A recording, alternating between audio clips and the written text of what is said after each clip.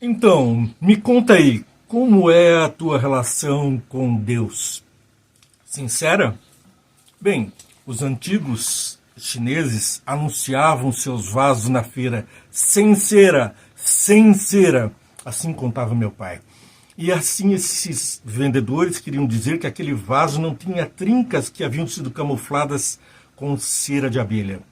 Sem cera é uma figura de expressão que nos coloca completamente expostos diante da outra pessoa. Você tem sinceridade no relacionamento com Deus, mesmo quando se fala de questões financeiras como o dízimo? Esse assunto assusta muita gente e muitas pessoas estão desiludidas com esse assunto, estão com preconceito contra esse assunto por conta dos vilões que estão por aí, a lobos vestidos de ovelha, querendo roubar, enganar e seduzir. Jesus Cristo nos avisou quanto a isso. Nós devemos estar alertas, porque viriam os falsos cristos, os falsos enganadores, pessoas que pregam o evangelho do seu próprio bolso. Mas o que a palavra de Deus tem a dizer sobre isso? Como um exemplo fabuloso, eu tomo aqui o livro de 1 Reis, lá no seu capítulo 17, e vamos lê-lo, porque é uma história fascinante. Ora, Elias de Tisbe, em Gileade, disse a Acabe: juro pelo nome do Senhor, o Deus de Israel, a quem sirvo, que não cairá orvalho nem chuva nos anos seguintes, exceto mediante a minha palavra. Agora, então, a profecia era de uma seca terrível que se abateria sobre a terra, especialmente sobre a terra dos que seriam servos do Senhor, por conta dos desmandos religiosos de Acabe, que se ficou como escravo da sua própria mulher, a mais perversa de todas, Jezabel. Depois disso, a palavra do Senhor veio a Elias: saia daqui e vá para o leste e esconda-se perto do riacho de Querite, a leste do Jordão. Você beberá do riacho e dê ordem aos corvos para alimentá-lo lá. Ele recebeu o alimento, o pão dos céus, diretamente dos corvos, e também a água não lhe faltou. Assim como o maná, assim como a rocha eterna vertia água por todo o caminho do deserto para o povo hebreu, agora aquele fiel homem de Deus recebia o pão diretamente da ordem de Deus. Ele fez o que o Senhor tinha dito, foi para o riacho de Querite, a leste do Jordão, e ficou lá. Os corvos lhe traziam pão e carne de manhã e de tarde, e ele bebia a água do riacho. O mundo inteiro passando sede, mas a providência divina o conduziu para uma fonte de água que também estava a sussurrar, como vemos agora no verso 7, 1 Reis 17, verso 7. A viúva de Serepta, uma estrangeira, não era do povo de Deus. Ela era fora dos padrões da fé, estava sofrendo os efeitos da seca. Será que ele seria bem recebido por uma viúva que estava passando necessidades, agruras, sem amparo de ninguém? Vem o homem de Deus e ainda pede coisas, como, por exemplo, o próprio sustento dela e do filho? Vejamos. Algum tempo depois, o riacho secou-se por falta de chuva. Então a palavra do Senhor veio a Elias: vá imediatamente à cidade de Serepta de Sidom e fique lá, porque ordenei a uma viúva daquele lugar que lhe forneça comida. Mas ela nem era do povo de Deus. Mas quando Deus manda, as portas se abrem, e aquela viúva recebeu a ordem de Deus. Mas qual a situação? Será que havia sinceridade nesse relacionamento? Bom, verso 10. E ele foi. Quando chegou à porta da cidade, encontrou uma viúva que estava colhendo gravetos. Ele a chamou e perguntou: pode me trazer um pouco d'água numa jarra para eu beber? Ora, aquele que tinha secado os rios e os riachos, que tinha secado as nuvens com ordem de que não chovesse, era ele o culpado, estava diante da viúva que agora estava em plena necessidade. E pede justamente água que ele sonegou ao mundo. Bem, enquanto ela ia buscar a água, ele gritou: por favor, traga também um pedaço de pão. Mas ela respondeu: juro pelo nome do Senhor, o teu Deus, veja que não é o Deus dela, é o Deus dele, que não tenho nenhum pedaço de pão, só um punhado de farinha num jarro e um pouco de azeite numa botija. Estou colhendo uns 2 gravetos para levar para casa e preparar uma refeição para mim e para o meu filho, para que a comamos e depois morramos. Elias, porém, disse: não tenha medo, vá para casa e faça o que lhe disse. Mas primeiro, faça um pequeno bolo com o que você tem e traga para mim. E depois faça algo para você e para o seu filho. Mas fazer algo para ela e para o filho com o que sobraria alguma coisa? Tinha apenas um pequeno punhado. A sobrevivência da nação toda, das nações, estava em jogo. Elias pedia justamente o que faltava: água e pão, ainda que era um bolo daquela viúva que estava à beira da morte. Um teste, uma sinceridade.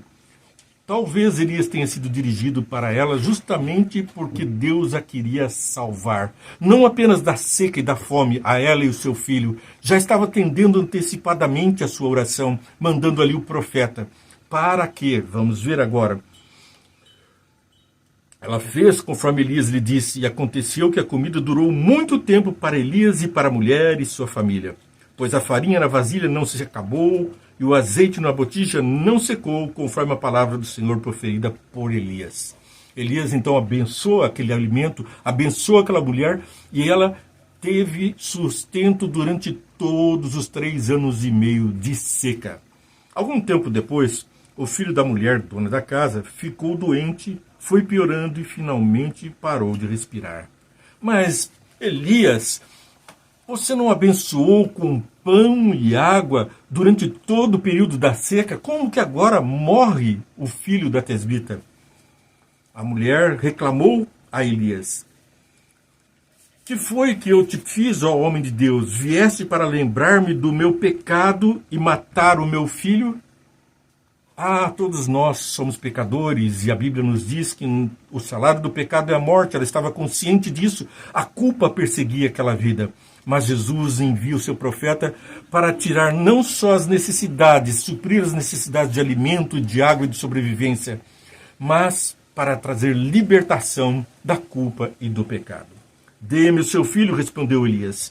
Ele o apanhou dos braços dela, levou-o para o quarto de cima, onde estava hospedado, e o pôs na cama. Então clamou ao Senhor: ó Senhor meu Deus, trouxeste também a desgraça sobre esta viúva com quem estou hospedando, fazendo morrer o seu filho? Então ele se deitou sobre o menino 3 vezes e clamou ao Senhor: ó Senhor meu Deus, faze voltar à vida este menino. Que fé, hein? Que relação sincera ele tinha com Deus. Reclamou de Deus. Viesse trazer também aqui, está amparando. O Senhor não estava abençoando, não mandou que ela me atendesse, não mandou que eu viesse para cá. O Senhor ouviu o clamor de Elias e a vida voltou ao menino e ele viveu. Então Elias levou o menino para baixo, entregou-o à mãe e disse: veja, seu filho está vivo. Então a mulher disse a Elias: agora sei que tu és um homem de Deus e que a palavra do Senhor vinda da tua boca é a verdade. Ressuscitou. Então a prova, a confirmação da fé estava diante dela. Mas será que isso acontece ainda nos dias de hoje? Eu me lembro da história do pastor Henrique Berg, um pastor brasileiro que foi em missão para a África, e ali na África acabou sendo preso quando um ditador declarou que todas as propriedades das igrejas eram agora do Estado. E para garantir o resultado disso, ele prendeu o pastor Henrique Berg. E sem alimento, o pastor ficou ali. Mas recebeu o alimento através de um gato. O gato tirava o alimento do delegado e trazia para o pastor. E o delegado, intrigado, porque sempre sumiu o seu lanche, a sua refeição. Mas o gato, o corvo, atendem ao seu Criador. E você? É sincero, atenta para os comandos do seu Criador? O que mais nós podemos esperar? Sim, a fidelidade ao dízimo requer que nós tenhamos consciência e fidelidade. Como assim? Nós devemos dar, como dissemos nos programas anteriores, 10% do que nós recebemos. Mas será que é de tudo que nós recebemos? Ou será que eu posso abater ali algumas ou talvez todas as despesas e dar do que sobra? Não. Não é assim, é do que recebemos, porque tudo que recebemos é de Deus e são bênçãos dele que recebemos, devolvemos 10%. Então, como que nós devemos proceder? O dízimo é daquilo que nós temos depois de abatidas algumas despesas. Por exemplo, o empresário que paga o imposto, ele vai poder abater esse imposto. Você, quando paga o seu INSS, tem que decidir. Porque o INSS é um benefício atual e também para o futuro. Para o futuro, com a aposentadoria. Se você vai dizimar no futuro, não é lógico que dizime agora também. Por outro lado, você tem um benefício. O benefício dos cuidados do INSS para que você possa gozar, fruir de boa saúde. Bom, então como é que nós devemos proceder? De acordo com a sua fidelidade, com a sua consciência. E aqui nos diz a lição um belo conceito e um belo conselho. Como temos visto, cada um tem que decidir suas próprias contribuições, sendo deixado na liberdade de dar segundo propôs em seu coração. Ellen White, Testemunho para a Igreja, volume 4, página 405. Dar conforme propôs em seu coração. Malaquias diz, roubará o homem a Deus?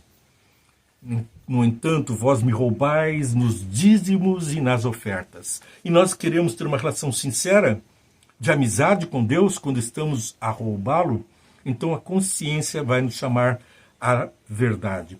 Se nós recebemos como um comércio R$100 pela venda de alguma coisa, nós, logicamente, não ganhamos os R$100. Temos que abater o aluguel, as despesas do empreendimento e também o preço da mercadoria pago. Então, sobre o lucro que você retira da empresa, é sobre ele que você aplica o dízimo.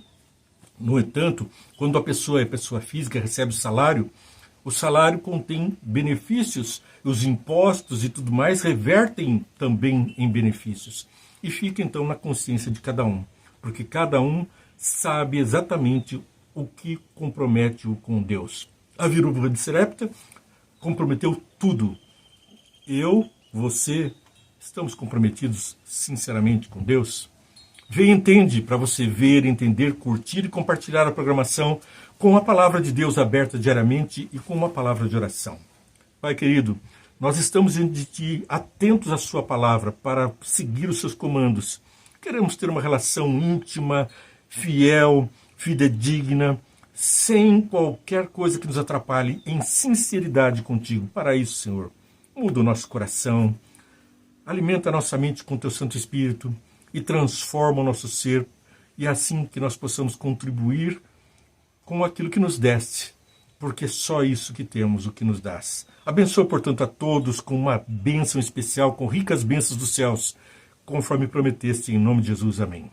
Ei, eu quero te dizer que Jesus disse, a Bíblia ensina, que se você for fiel, fidedigno, sincero com Deus, não vai ter lugar para guardar as riquezas que Ele lhe fará prosperar.